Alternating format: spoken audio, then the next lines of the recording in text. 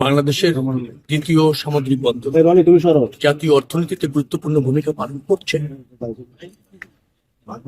বন্দরটিকে আরো ভালোভাবে ফাংশন করানোর অনেক সুযোগ আছে। কিছু কিছু পদক্ষেপ গ্রহণ করলেই এই বন্দরটি একটা পরিপূর্ণ সফল সামুদ্রিক বন্দর হিসেবে প্রতিষ্ঠিত করা সম্ভব, যা জাতীয় অর্থনীতিতে গুরুত্বপূর্ণ ভূমিকা রাখে। রপ্তানি, আমদানি দুটিতেই একটা গুরুত্বপূর্ণ ভূমিকা রাখা সম্ভব। ইতিমধ্যে রেল সংযোগ প্রায় প্রতিষ্ঠিত। নৌ স্থল যোগাযোগ ব্যবস্থাপনা কিন্তু আরো কিছুটা উন্নত করার প্রয়োজন আছে, যদি আমরা এটাকে শতভাগ এর সক্ষমতা এবং সম্ভাবনাকে কাজে লাগাতে চাই। সে বিষয়ে আমার কর্তৃপক্ষের সাথে আলোচনা হয়েছে। সেক্রেটারি ছিলেন নৌ পরিবহন মন্ত্রণালয়, ইন্দ্রের চেয়ারম্যান ছিলেন, সংশ্লিষ্ট অন্যরা ছিলেন। আলোচনা হয়েছে কিছু পদক্ষেপ খুবই জরুরি এই মুহূর্তে গ্রহণ করার। সেটি আমি ঢাকায় ফিরে চেষ্টা করব দ্রুততম সময়ের মধ্যে নেওয়ার। আবার কিছু হচ্ছে স্বল্পমেয়াদী, দীর্ঘমেয়াদী, মধ্যমেয়াদী। কি করলে মানে জাতীয় অর্থনীতি এবং জাতীয় বৈদেশিক বাণিজ্যে একটা গুরুত্বপূর্ণ ভূমিকা এই বন্দরকে ব্যবহার করে রাখা যায়, সেই চেষ্টার অংশ হিসাবে এখানে বসা। তো আমি জ্ঞাত হয়েছি, করণীয় অনেকটা নির্ধারণ করতে পেরেছি। আশা করি এটা বাস্তবায়ন করবার জন্য ঢাকায় ব্যাক করেই মন্ত্রণালয়ে গিয়ে এই সিদ্ধান্ত, এবং কিছু কিছু জিনিস আছে যেটা প্রধানমন্ত্রীর সাথে আলোচনা করার প্রয়োজন, তারও কনসার্নের বিষয় আছে।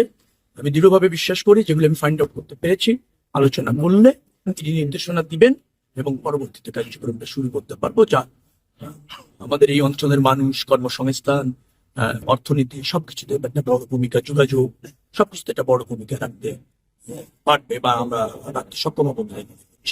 এই বন্দরটিতে অন্য অল্প কিছু সুযোগ সুবিধা যদি আমরা নিশ্চিত করতে পারি, তাহলে এটাকেও চিটাগাং বন্দরের মতো একটা সফল সক্ষম বন্দর হিসেবে প্রতিষ্ঠিত করা যায় দ্রুততম সময়ের মধ্যে যায়। এবং সেখানে 180 দিনের মধ্যে, অর্থাৎ আমার সরকারের 6 মাসের একটা অগ্রাধিকার চিহ্নিত করে বাস্তবায়ন করার অঙ্গীকার আছে। তো সেই জায়গাটাও আমি চিহ্নিত করতে পেরেছি। আশা করছি 6 মাসের মধ্যে এই বন্দরের ব্যবস্থাপনার আমূল পরিবর্তন হবে। রপ্তানির সাথে যারা জড়িত তাদেরকে তো আগে বন্দরটাকে সেই বান্ধব করতে হবে।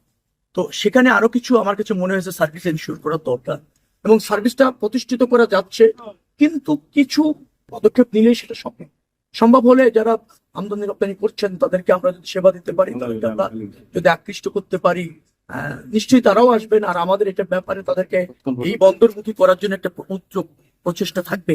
এটা মানে এটা তো চাপ না, মানে সবকিছুর সাথে সবকিছু যুক্ত আছে। তো গার্মেন্টস হ্যাঁ যেতে পারে, এখান থেকে ঢাকার দূরত্ব কম, চিটাগাং থেকে যেভাবে আসছে তার থেকে প্রায় 55 কিলোমিটার কম। আমাদের এখান থেকে মনে হয় 210, আর চিটাগাং থেকে মনে হয় 265। 55 কিলোমিটার যদি তাদের ক্যারিং কষ্ট কমবে। আবার চিটাগাং যে যানজট আছে এটা 4 লেন করার চেষ্টা করা হচ্ছে। এটা মানে অনুমোদিত হয়েছে, কার্যক্রম এখন শুরু হয়নি। যদি এটাকে 4 লেন করা যায়, দ্রুততম সময়ের মধ্যে যাচ্ছে, অল্প পথ তাদের যেতে হচ্ছে, নিশ্চয়ই তারাও আকৃষ্ট হবে। আমরা সার্ভিসটাকে যদি চিটাগাং পোর্টের চেয়ে আরো ভালো করতে পারি, তখন তো দেখবেন যে এটা আরো বেশি কার্যকর হচ্ছে। আমরা আমাদের দেশের পায়রা বন্দর সেটাকেও কার্যকর করতে চাচ্ছি। সব কিছুকে দেশের সাথে বিবেচনা করে যেখানে যা সম্ভব এবং প্রয়োজন তাই করতে চাচ্ছে এই সরকার। রেল লাইনটা হয়েছে, কিন্তু ওই সাফিসিয়েন্ট ইঞ্জিন অথবা সাফিসিয়েন্ট কোচ এখনো পর্যন্ত যুক্ত হয়নি। সেটা দ্রুততম সময়ের মধ্যে কিভাবে আনা যায় সেটা আমাদের চেষ্টা আছে। এখানে এটা জরাজীর্ণতা ছিল, সেটা হচ্ছে রেল লাইন মেরামতের টেন্ডার একসময় হচ্ছে, ইঞ্জিন আনার টেন্ডার একসময় হচ্ছে, কোচ আনার টেন্ডার একসময় হচ্ছে। তো লাইন তৈরি হয়ে বসে আছে রেল লাইন, কিন্তু কোচ আর সাফিসিয়েন্ট ইঞ্জিন এখন আসেনি। তা আমরা আগামীতে যে সমস্ত রেল লাইনগুলি করবো, রেল লাইনই কয়েকদিনের মধ্যে প্রতিষ্ঠিত হবে সেটা যেমন জানবো, তার মধ্যেই ইঞ্জিন এবং কোচ এনে রেল লাইন হয়ে যাওয়ার সাথে সাথে যাদের লাইনটা চালু করে দেওয়া যায়, মানে ট্রেন যোগাযোগ শুরু করে দেওয়া যায়, সেটা বিবেচনায় রেখে এর পরবর্তীতে কার্যক্রম